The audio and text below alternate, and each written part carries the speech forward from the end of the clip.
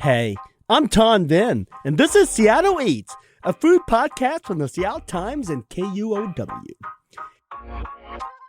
Phinney Ridge is trending, and not for the views of the Cascades or Olympic Mountains. The Seattle neighborhood is packed with good places to chow. My colleague Jackie Varriano is here to tell me why this neighborhood is only getting hotter, and we'll share what food is so good you won't even care about finding parking. Ready? Let's roll!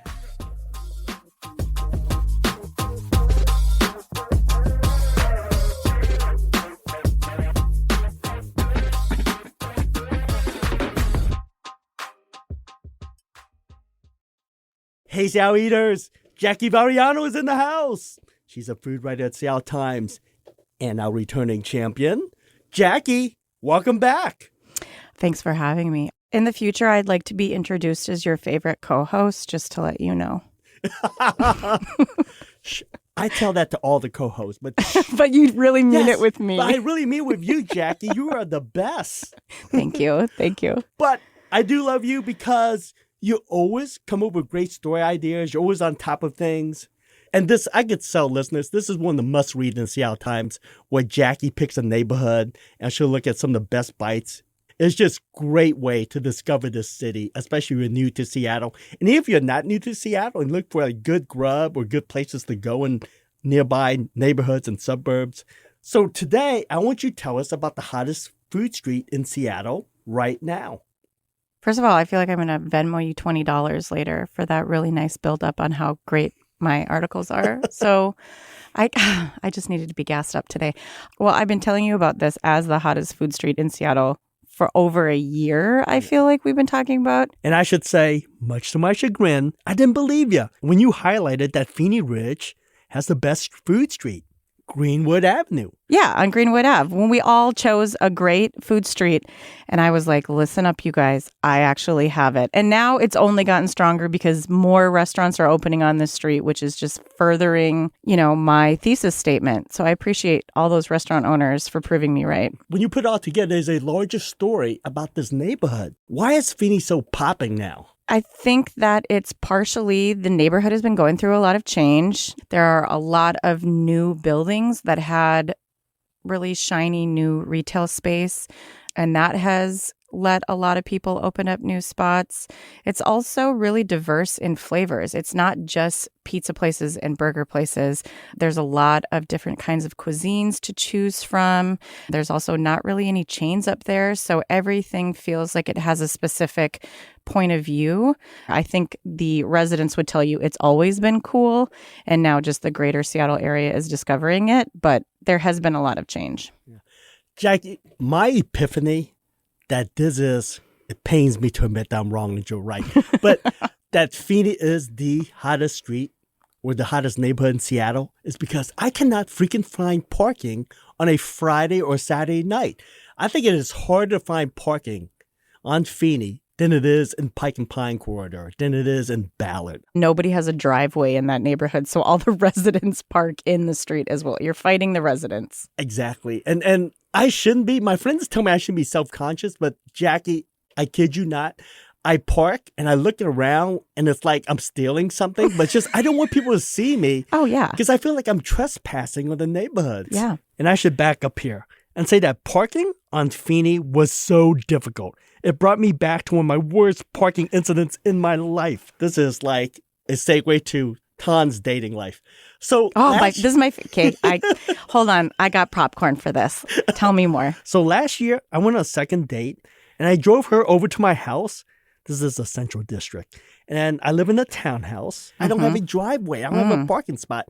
So I drove around in my own block looking for a parking spot. Okay. And I'm so embarrassed that I parked 3 blocks away and she has to walk. So what I did was I drove her back to my townhouse. She waited at the front door. I drove oh my. back, okay. And I drove back to the parking spot and someone took it. No, and now, oh, brother. Okay. You missed prime banter time. You know how adorable that 3-block walk could have been with the two of you? And instead you left her at your house in the cold, and you were like, "Oh, I got to find parking." What do you think she was doing while you were finding parking? Okay, apparently I didn't have Jackie in my ear on my parking. Yeah, I've read 200 romance novels over the last 2 years. If you have any questions about men written by women, let me know. Because you know what I was thinking, Jackie? Now I feel like now I'm getting defensive. Because this was at night, and I feel like, oh my God, it's a 3-block walk that's pretty long. Mm-hmm. I'm going to be a gentleman. I'm going to drop off the front. Yeah. I'm going to repark my car so she doesn't have to walk the 3 blocks. Yeah. Someone took my parking spot. Yeah. So now I'm driving around in circles again, including driving past by her, just waving at her, embarrassingly. And I finally found another parking spot. Yep. Anyway, this is a long way of saying, so when I went to Phinney and I parked on the street. You had PTSD. I did. And I felt really bad. I am not exaggerating when I tell you I was like kind of tiptoeing, looking around. They didn't want to see me. Oh, they expect it. So I think with that parking, it's just unlike some of our other neighborhoods around Seattle, even like Ballard or Capitol Hill, where you're going to have to fight for parking. Phinney Ridge truly is a residential neighborhood. It really is just that one main street where all the businesses are, and it's so easy to spill into residential parking. And again, hardly anybody has a driveway. So, you have a 2-car household, at least one of you's parking on the street in that neighborhood. So you are stealing someone's spot, Ton. You should be. Shame on you. My advice for people is take public transportation. Great call. Great call. or take an Uber. I kid you not. It's hard to find parking on Wednesday for pizza night, and we'll talk about that. So, Jackie, bring it down for us. What spots are worth the parking hassle?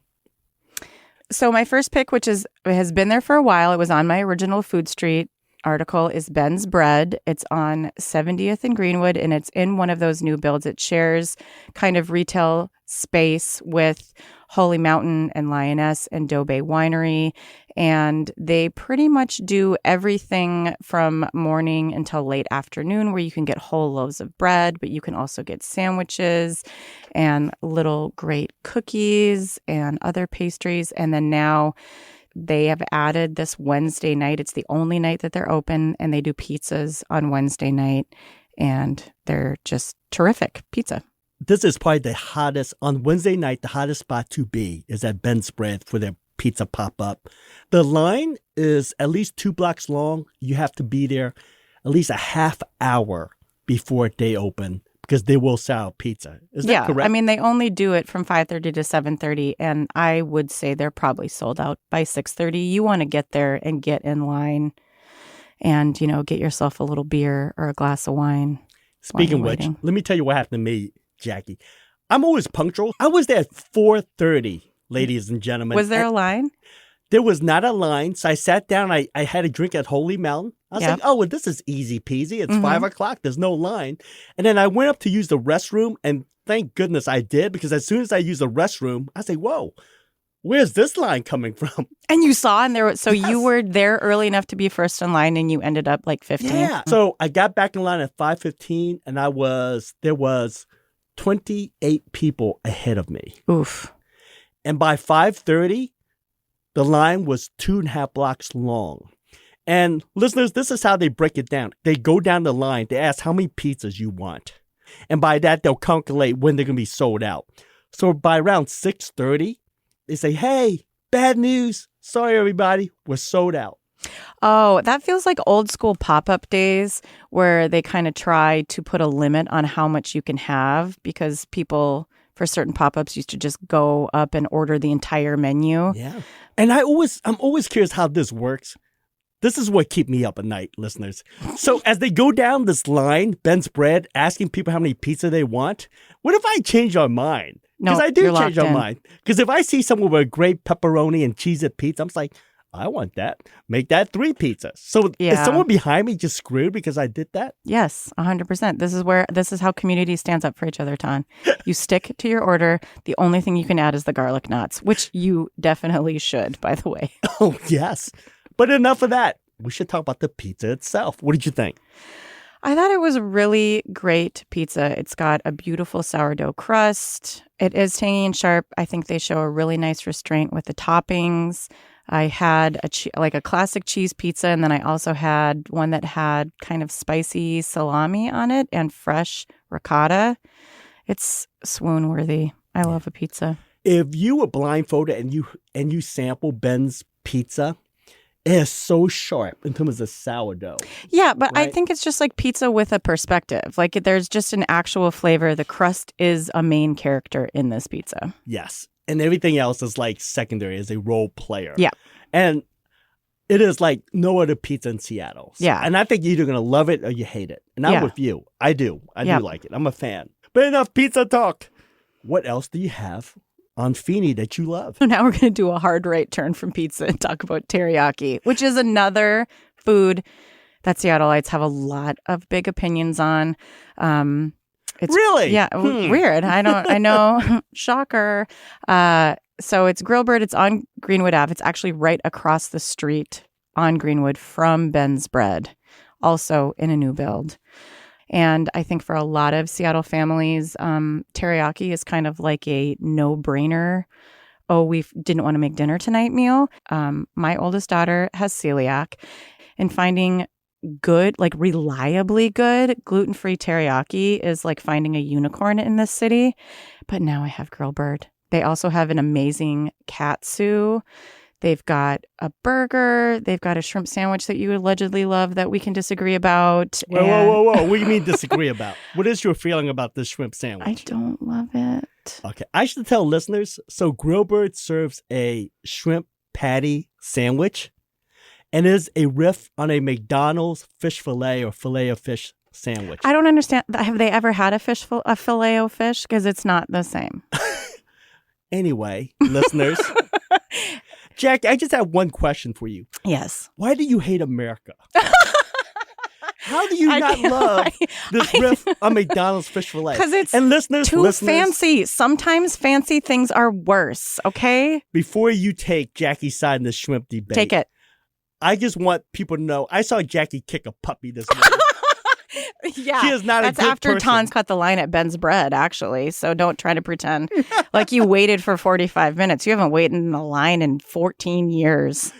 You know what? Don't even come at me, bro. I'm joking, but we disagree on this shrimp sandwich. We do disagree on the shrimp sandwich, but the rest of Grillbird, I am forever enamored with. Moving on. Salad Party. What do you feel about Salad Party? Oh, also loved Salad Party. Now, Salad Party, for listeners who don't know, is located under the same roof as Grillbird, but it's two separate menus, and they try to market it as two separate restaurants. I love it. And I love the salads. I think they are designed as an entree or a shareable salad. That's how they are priced, and they are quite large. There's lots of protein options. I really love the chop, which is like a classic, salami, artichoke heart, chickpea situation. And they also have their house salad is kind of like, it's not really a house salad that people would think of, where you think it's got a couple of sad tomatoes and maybe a cucumber. It's got a ton of fresh herbs and a really nice vinaigrette. And it's good. It's a great salad. They think about things. I like this salad, but I disagree with you that it's shareable. Really? Wow, you actually eat salad? You like vegetables now? You wouldn't share that with anyone? Not even a woman that you won't walk 3 blocks to your door? I would never live this down.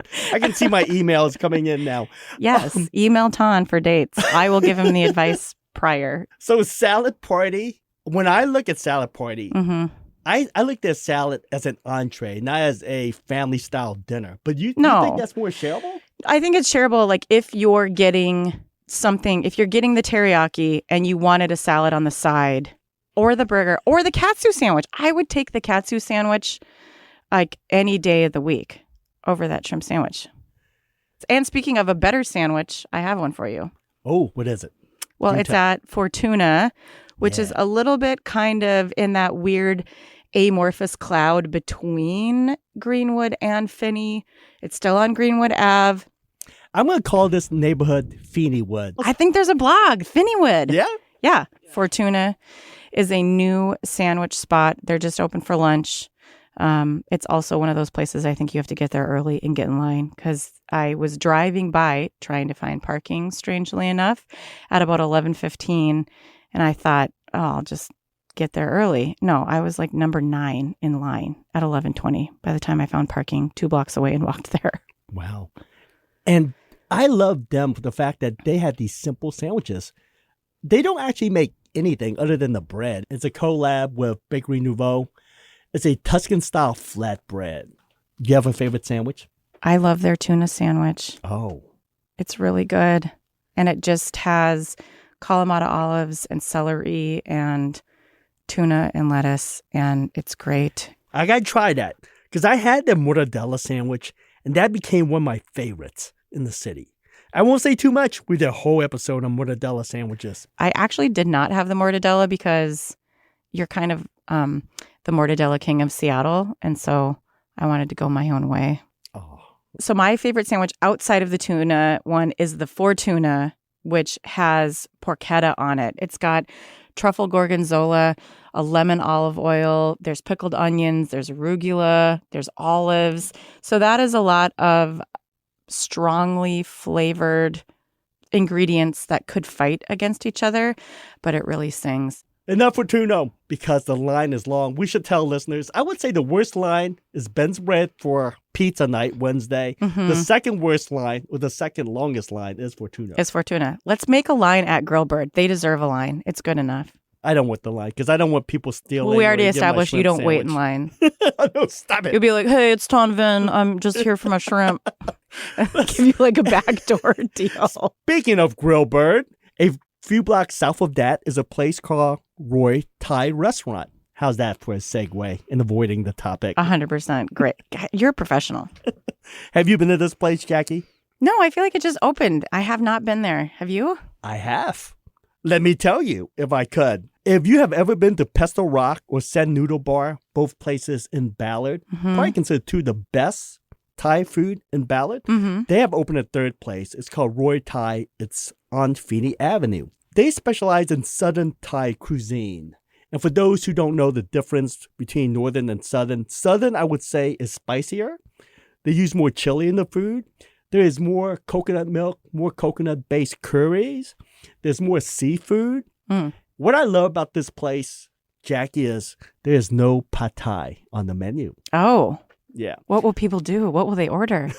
I love that they don't put pad thai in the menu because that's what everyone orders, right? It's like at an Indian restaurant. Everyone orders the butter chicken. Yeah. But you know the saying, the customer's always right. So the server was telling me that, yes, you can request pad thai. No. And they will make it. No. I know how an influencer plays this. An influencer would go to TikTok and say, hey, they have a secret menu. They have a pad thai that's not on the menu that you can order. Stop it. And then it becomes the most popular item. Exactly. Against everything they hoped and dreamed for. So I just want to tell listeners out there, no, it is not a secret menu. It's just the fact that everyone loves pad thai. So therefore, they have to have one. They don't put it on the menu. But yes, if you ask for pad thai, they will begrudgingly make you one. Okay, so I'm assuming you did not order it. So what was your favorite dish that you had? One dish stood out for me. It's called KUOW Kling curry. And it's basically just minced pork or ground pork with curry and lemongrass. And it is so spicy. Oh. It is definitely Southern Thai food. They serve with white or brown rice. And I would say this dish does not work with that nuttiness with brown rice. It should be white rice. Yeah. You can also request roti, which is the sort of like flat bread-ish. That also works well with this. But I think that's the best dish there. Okay. That sounds good. So I highly recommend it. We got to go back because I want to try the rest of the menu. Yeah. But enough with spicy and Thai food. Jackie, you have a sweet tooth. I do have a sweet tooth. Because it's a big pastry neighborhood. You have a favorite? There's so much on that street, it's tough to pick a favorite, but my favorite right now is Sweet Bakery, which is actually right near Roy Thai. It's on Phinney. But Sweet Bakery is something that I have followed around for years. Alina, the woman that owns it, she used to do a ton of wholesale, and then the pandemic hit and all of her wholesale accounts dried up. So then she started doing pop-ups. And now she has this brick and mortar that's in Phinney. So this is kind of like her wholesale kitchen that she has a little bakery counter at. It feels a little bit more like a secret than like if you go to KUOW's or even Ben's Bread when everything is out in this case. It's a very small case, and she just has whatever she's working on that week. There's no set menu. There's always cookies, but there could be tiramisu in a can. There could be like a chocolate skull that's filled with cake. There could be a Basque cheesecake. It's always something different, but it's always going to be something good. See, this is why, listeners, you should read Jackie's Neighborhood Eats weekly column. News you can use. Only Jackie Varriano would know something like this. So, Jackie, you brought us something. I brought you the pistachio tiramisu in a can. And this tiramisu looks like it's in a can of Coke. It's like one of those 12-ounce can of Coke. Yeah, that's just like a layered dessert. I mean, it's a choice. So, I'm going to have to open this like I would a Coca-Cola. Yeah. Ooh. And I peeled it back. Oh, it smells so good, Jackie. Jackie's my new best friend. She brought me breakfast. Let me guess, you had 4 cups of espresso this morning? 3. That's about it. But in an hour, it will be 4. Oh my, this is really good. Yeah. So she does do a lot of wholesale baking. So some of your favorite restaurants that don't have their own pastry programs, like Japonessa, Daniel's Broiler, there's a ton that have some of this stuff on the menu. But if you want to get it straight from the source, you got to go to Phinney. Are you a tiramisu fan in general? I don't love it, but then again, I don't hate it. I know this sounds very Switzerland, very neutral. Yeah, this is you, though. But I like this because, one, it's not super cloyingly sweet. Yeah. I like the nuttiness of it. The pistachio makes it nice hit touch. on a different level, I think. It has that nuttiness. The pistachio really makes it sing. It rounds it out. It gives it a little more depth. This is high praise coming from you because we talked about what a hot street Phinney is. Besides pizza, this is a major hotbed for like pastries and bakeries. Yeah. There is a lot. I mean, which is why this is such a hot neighborhood. There really is, from breakfast to dessert, something for everybody. Jackie's my new best friend, everybody. Jackie, we have to do another outing in Phinney. You game? Yeah, we'll drive together and I'll make you drop me off before you find parking. Yeah, with you, I don't care. You're going to walk 3 blocks with me. I'm sorry. Jackie, thanks for coming on the show. Thanks for having me. That's it for today. We have a list of all the restaurants we talked about in the description of this episode. Thanks for listening to Seattle Eats. The show is a production of the Seattle Times and KUOW, part of the NPR network. You can support Seattle Eats by investing in the local newsrooms and the specialized beats that make this type of storytelling possible. Please consider joining and subscribing at KUOW.org/eats and SeattleTimes.com. Seattle Eats is produced by Brandy Fullwood and edited by Jim Gates and Trevor Lensmeyer. I'm Tom Vinh. See you next week.